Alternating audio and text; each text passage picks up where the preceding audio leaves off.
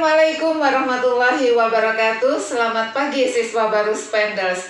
Di MPLS ini kalian akan mengenal jauh lebih dalam tentang sekolah baru kalian, yaitu Spendels. Bersama saya Ibu Sofi Inayatin, kita akan membahas tips-tips seputar belajar efektif di kurikulum 2013.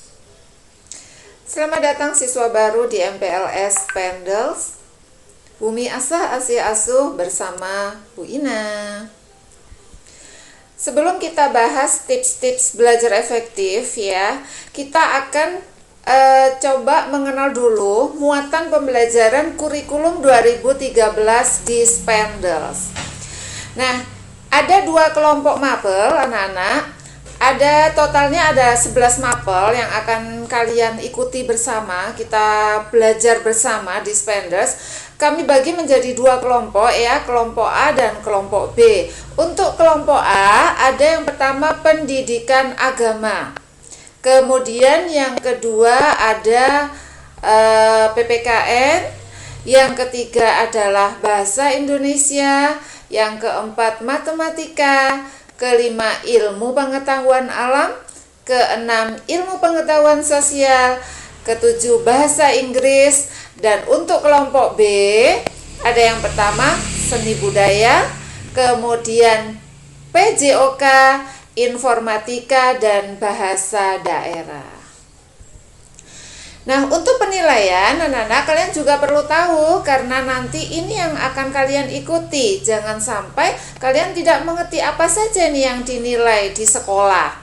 Di kurikulum 2013 ruang lingkup penilaiannya adalah seperti itu ya. Ada 3 aspek yang akan dinilai. Yang pertama ada aspek pengetahuan, kemudian ada aspek keterampilan, dan ada juga aspek sikap. Untuk aspek pengetahuan yang dinilai, cara penilaiannya adalah ada tes tulis, kemudian misalnya berupa ulangan harian ya, atau PTS, itu yang nanti akan kalian ikuti pada saat sekolah menilai aspek pengetahuan kalian. Kemudian ada juga tes lisan melalui tes lisan atau juga lewat penugasan. Sedangkan kalau keterampilan, nanti cara penilaian kami adalah dengan tes praktek, kemudian ada proyek, dan juga ada portofolio.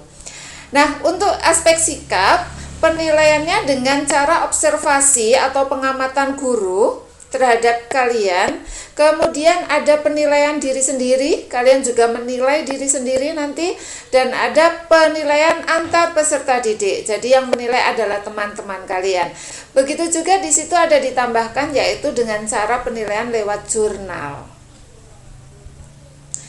Nah, ini akan kita langsung belajar ya, cara belajar efektif. Bagaimana ya caranya supaya kita itu belajarnya itu sedikit tapi bermakna. Nah, ini cara belajarnya. Yang pertama, anak-anak, tipsnya adalah niat ya. Tentukan niat kalian dulu. Kalian berniat belajar untuk apa ini? Ya. Jadi fokuskan niat kalian untuk mendapatkan ilmu, untuk menambah kompetensi diri itu. Jadi niatkan dulu untuk belajar. Kemudian yang berikutnya adalah disiplin. Jadi kalian memang harus disiplin kapan waktunya belajar, kapan waktunya bermain, kapan istirahat ya, harus jelas. Jadi kalian harus disiplin dengan waktu. Kemudian yang berikutnya fokus ya. Fokus, jangan belajar sambil mengerjakan hal lain, misalnya mikir yang enggak. Kalau kita belajar itu kan harus fokus ya. Jadi apa yang kita pelajari sekarang itu curahkan semuanya, pikiran, hati ke situ. Jadi jangan sambil memikirkan yang lainnya. Berikutnya adalah motivasi. Nah, anak-anak, coba bayangkan kalian motivasi kalian untuk belajar itu ya, buat sebuah motivasi. Misalnya, saya kepingin nanti menjadi dokter misalnya. Maka kalian motivasi diri kalian, saya harus bisa ini belajar dengan baik supaya tercapai cita-cita saya. Itu ada motivasinya. Kemudian yang berikutnya adalah fasilitas belajar anak-anak. setiap anak dari kalian beda-beda fasilitasnya di rumah ya, khususnya pada saat pembelajaran daring. Nah, pada saat itu, apapun fasilitas yang ada di rumah kalian, manfaatkan sebaik mungkin. Ya, beradaptasilah dengan keadaan kalian di rumah. Apa yang ada itu bisa menjadi fasilitas belajar kalian. Kemudian yang berikutnya adalah rutin, anak-anak rutin. Jadi belajarnya itu jangan dikebut dalam satu malam ketika mau ulangan saja, jangan. Tapi rutin setiap hari belajar sedikit demi sedikit. Seperti pepatah bahasa Indonesia, sedikit demi sedikit lama-lama menjadi bukit. Ya, tuh. Kemudian yang berikutnya adalah belajar berkelompok. Ini juga tips anak-anak. Karena ketika kita berkelompok, kita bisa saling sharing, berbagi pengalaman, berbagi ide, itu penting sekali untuk membuat belajar kita itu efektif. Ya. Nah, kalau di pembelajaran daring pandemi seperti ini, untuk belajar kelompok, kalian bisa lewat WA, bisa lewat Classroom, Google Meet, atau aplikasi apa saja yang mungkin bisa kalian pakai supaya kita tidak berkerumun ya. Jadi dalam pembelajaran kelompok medianya bisa bermacam-macam.